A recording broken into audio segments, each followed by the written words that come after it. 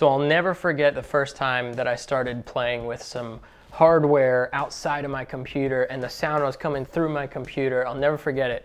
I just bought my house, I set up the studio downstairs, and I just got this Pro VLA compressor, and I had my interface, I set it up, and I started tweaking with some compression on some acoustic guitars, and I was mind blown. Welcome back to another video. My name is Steve Kinney. I'm an engineer and a producer. Today we're going to be talking about hybrid mixing, how to set it up, and what it is. Now for the demonstration, we're going to be using my Apollo X8, but you can do this with pretty much any interface out there. You just kind of have to know how to do it with limited I/O, but I'll kind of run you through that and we'll take a look at that as well. Now if you're an artist, a songwriter, or a producer and you're looking to speed up your workflow, check out my Console Classic Sessions pack. It's the quickest way to get production ready sounds right from your Apollo, whether you just got it or if you've had it for years. The sessions were built with a variety of mics, from vintage SM57s and Unidyne mics all the way up to modern U47s and AKG Perception style mics. So you can be sure whatever mic you have, you're going to get a great vocal sound or acoustic sound. And I used all of the legacy plugins. So you have support for bass, acoustic, electric, all the good stuff that you need to build your songs from the ground up. So it's available now, check it out, and I really appreciate any support that you throw my way. Before we go any further, please like, subscribe, and leave a comment. Let me know what your favorite outboard gear is and how you like to use it in your mixes. Without further ado, let's jump right in. All right, so first, what is hybrid workflow and hybrid mixing? Well, simply put, hybrid mixing is utilizing plugins and utilizing hardware outside of the box. And outside of the box just means outside of your computer. Now this is pretty much the way that pros have been mixing for years now, so it's a really cool way to get some extra grit, some extra sounds, and just get really creative with it. It's super friggin' fun. So to accomplish hybrid mixing, you're gonna need your interface, you're gonna need some sort of outboard analog gear. It can literally be a distortion pedal, or it can be something as fancy as the Warm Audio Bus Comp, or something like a Teltronics LA2A. So, and lastly, you're gonna need some patch cables. Now first, let me just address one thing. Why would you even wanna mix hybrid when you also have really fancy plugins like what UA provides you? Well, simple. Vintage gear responds totally differently than a plugin.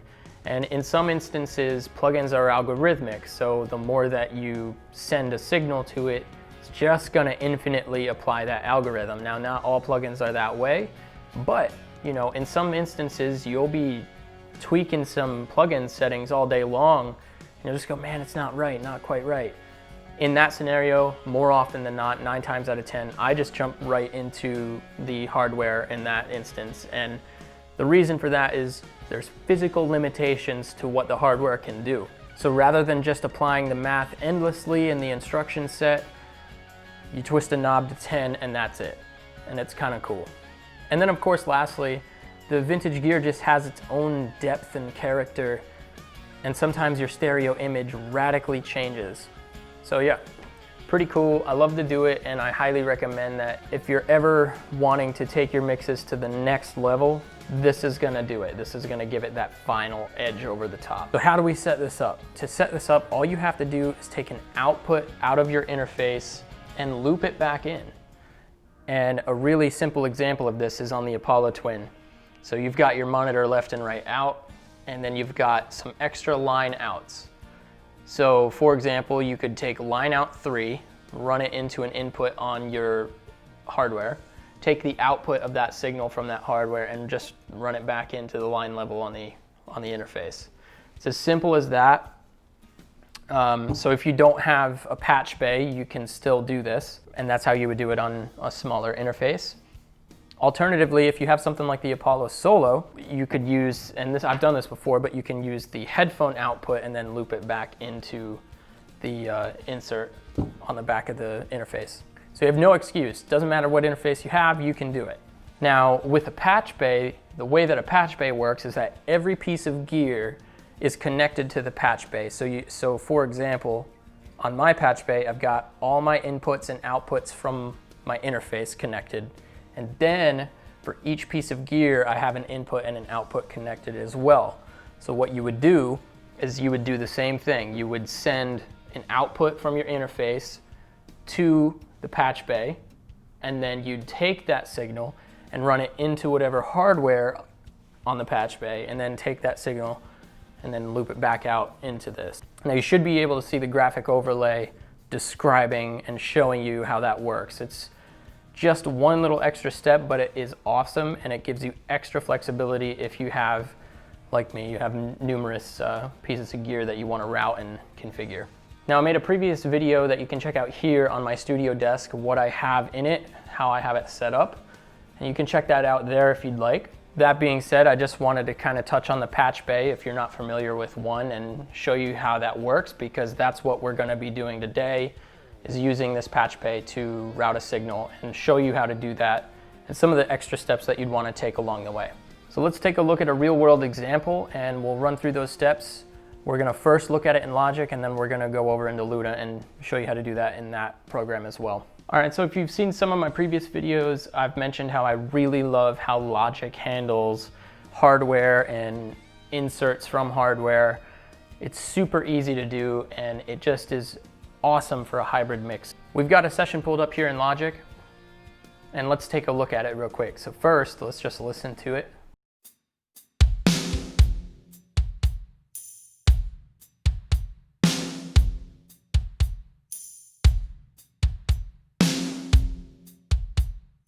So I want to dial this up just right now, just to show you this example. I want to run this through the bus comp, and let's go through the step to show you how that's done. Now, the first things first, in Logic, what we're going to want to do is load the I/O plugin. And this is one of the coolest things that I like about Logic and how it does this, because simply put, with the I/O plugin, you send it out of an output and then it receives the audio back in as an input. But the coolest part is that I can just bypass that just like a regular plugin. So I can A/B between the standard source audio and then the hardware audio, which is really cool. So at this point, we have to choose our output. Now I have a handful of different outputs, and I have them all labeled right here. The first two outputs that I have are outputs 3 and 4. So I'm just gonna go ahead and choose those. And then I'm gonna have to choose where I receive that audio back in. And then I gotta make the connections. So let's just choose inputs 1 and 2. So let's grab our patch cables and connect this. So we got some patch cables here. We're gonna connect this real quick. So we've got the left, right. Now we're gonna have to go into the bus comp. Let's go left and right. And now we're gonna come out of the bus comp, left, right. And now we're gonna go into channels 1 and 2, left and right, whereas 1 is left and 2 is right. So now with the Apollo setup, there's one important thing to note, is that you have the ability of monitoring on the front side on console, and you have the ability of monitoring within Logic. And it's important to make that distinction, because you'll actually receive 2 signals if you do this, and we don't want that. We just want to hear what's in Logic. So we must first go to console, and what I've done is I've made a template whenever I go into mixing and I do patch mixing. I strongly recommend that you do it as well. All it is doing is muting the monitoring within console, and you can see that here. So every channel is muted, and also every channel is selected into line level. So it's receiving the line level inputs there. But let's jump back in. And one thing that we want to do is we always want to check for latency offset. So you always hit this little ping button. You can see that the Apollo responded, Logic responded, so we should be good to go. And we'll A/B this before and after with the compression, and let's just send this right through.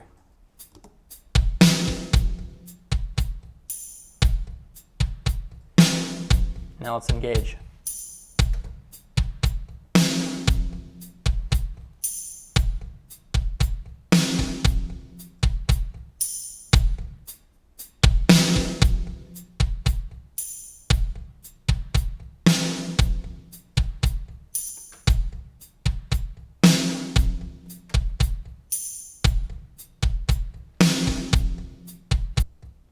Cool. So I've got a nice little setting there. It's kind of subtle, but it sounds great. kind of enhances it a little bit, or if I'm just happy with it for this example. I could tweak more if I want, but again, we're just gonna go with this for right now. It's more about signal flow. I've got the signal on the I/O, and the cool part is this, right? So if I'm listening back, I can just mute this plugin.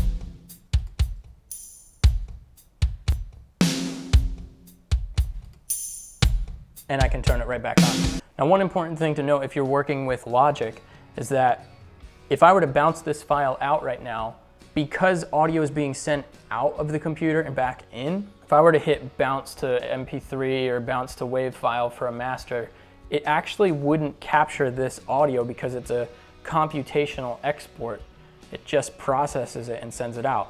So what we have to do is actually record this and then mute this track. We have to mute the track that we're listening to and take the WAV export and bring that in as a line at line level or unity gain as just a WAV file. So I'll show you how to do that. Now, the way that I like to do it is I like to build another track and just send the audio right from, and just take the audio right from inputs 1 and 2.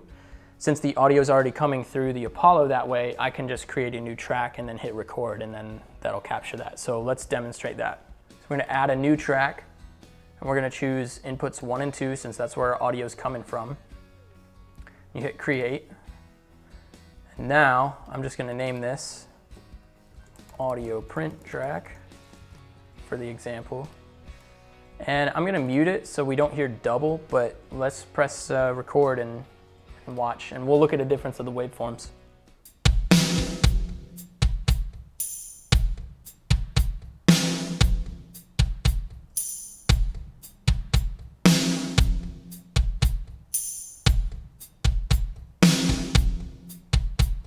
So just comparing these two waveforms, you can definitely see a difference.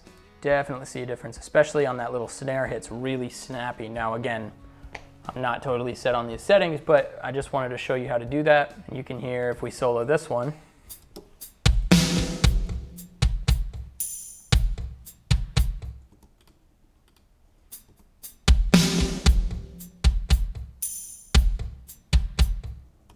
So that's the recorded file. They sound the same right now because we still have the I/O plugin on, but let's turn that off.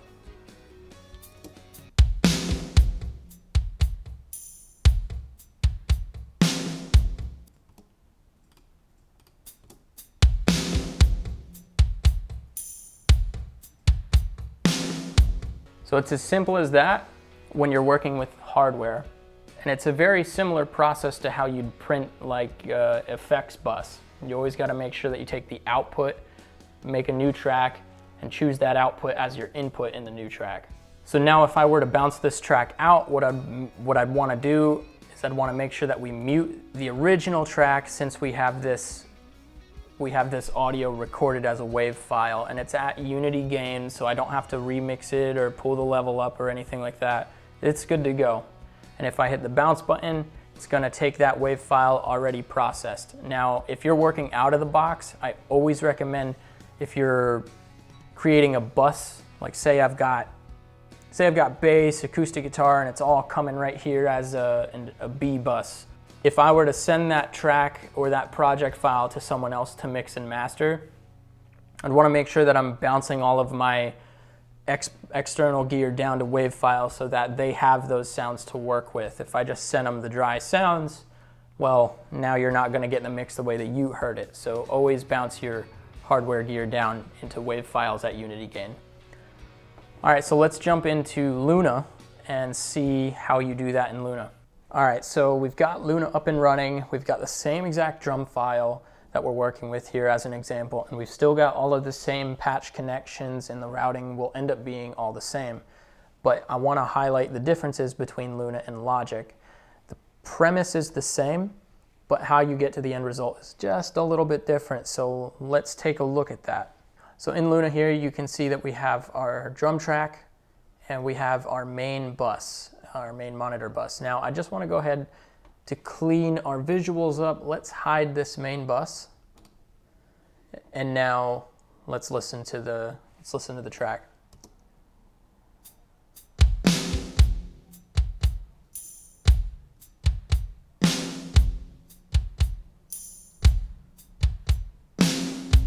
So since all of our patch bay connections are all the same, all we really have to do is route the track to the same output and bring it back in under the same input. All of the other settings are all the same. So in Luna doesn't have an I/O plugin like in Logic, but it does give you the ability to route your audio pretty much anywhere, almost as if you're working on a console. And that's kind of the main takeaway from Luna, is that they really want it to be an analog workflow from the concept of routing.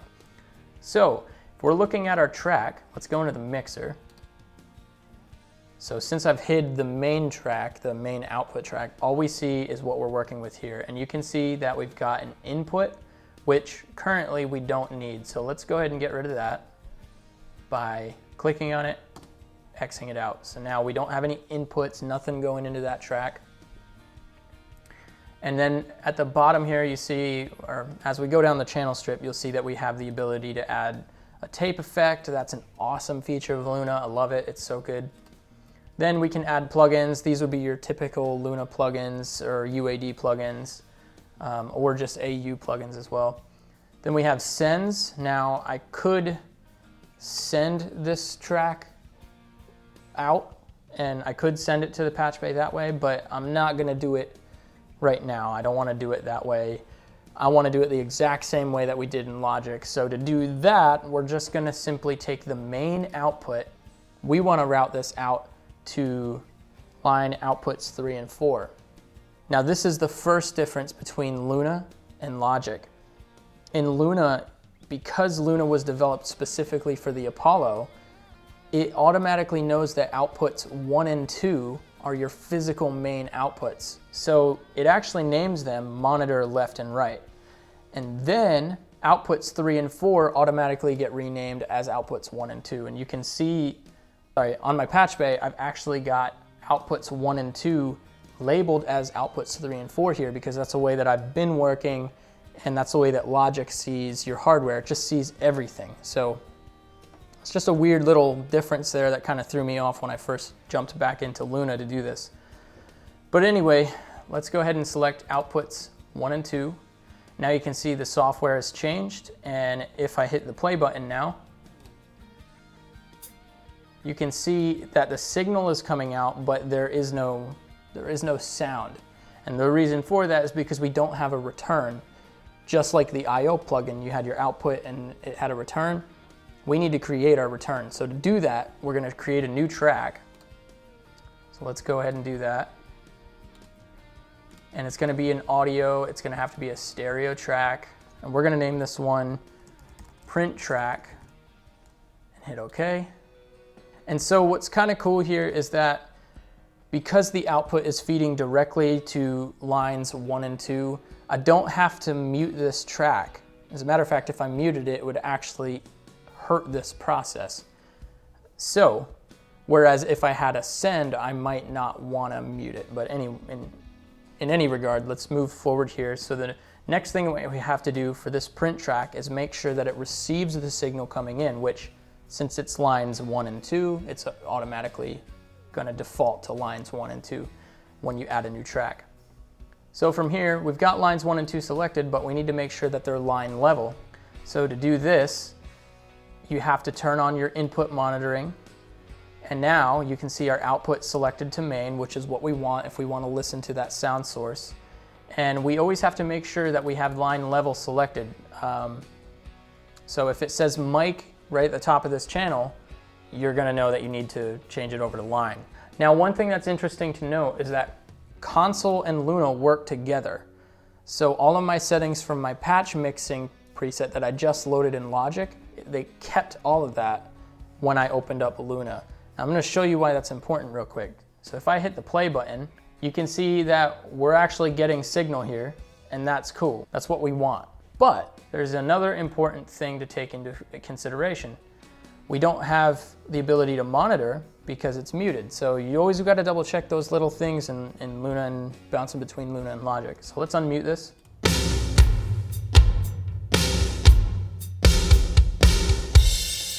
There we go. Cool. So now we're monitoring, which is pretty cool. So let's go back to this other view. So you can see here that if I hit the play button,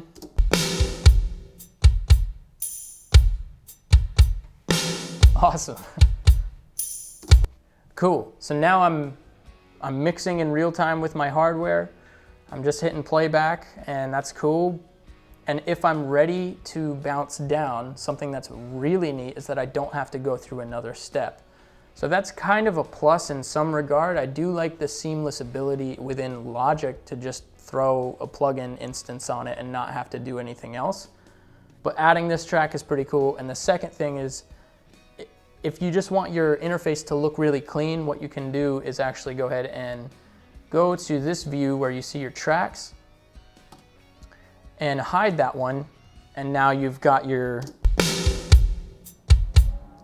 now you've still got your track that you can see. It's not, you're not duplicating tracks as far as visually, and you're not getting as lost in your mix session if you hide your tracks that way. But you got to remember, if there is something you want to change, just make sure that you double check to put that other track back on and always refer back to that. So let's say we're ready for mix down. It's the same premise. If I were to hit the mix down button, I don't have a printed track for the computer to process. So what you have to do is turn on this record button and then let it play through and track that and print that down to tape, right?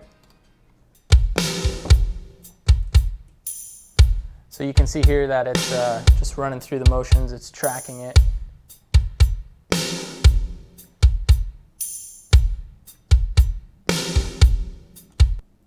Cool, so that's ready to go.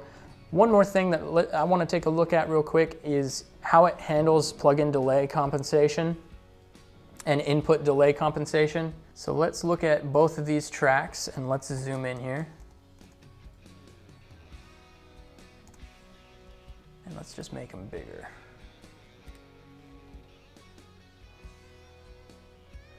So something that's really cool with Luna Update 1.1, they've added input delay compensation, so we don't have to shift or deal with any sort of phase issues when we do this process, and that is awesome. So all the workarounds are there right now. I am currently building sessions in Luna, and I'm starting to really appreciate it.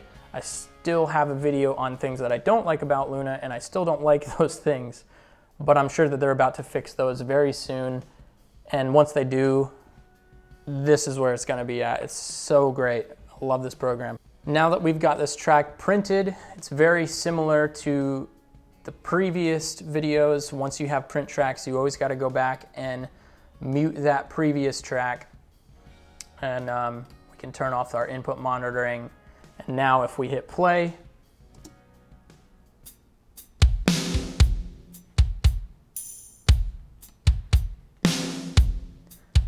now the only thing that we're hearing is that recorded wave file, and it's ready to be mixed down. So for a final takeaway, generally speaking, every DAW has the ability to do this, where you can mix out of the box. You just have to refer to the I/O setup process in your DAW to understand how it handles it. And again, generally speaking, it's gonna be the same concepts throughout any DAW. So you're gonna wanna choose an output, send it out of your interface to your hardware, and then back in. You're creating a loop. All right, so that's pretty much it. I really hope that you enjoyed this video and that you took away how to do hybrid mixing and just the general overall setup process for hybrid mixing. If you'd like to learn more about hybrid mixes or watch me do hybrid mixes, let me know in the comments below, and I'd be happy to make more videos on this topic. Thank you so much for watching, guys, and I'll see you on the next video. All right, cheers.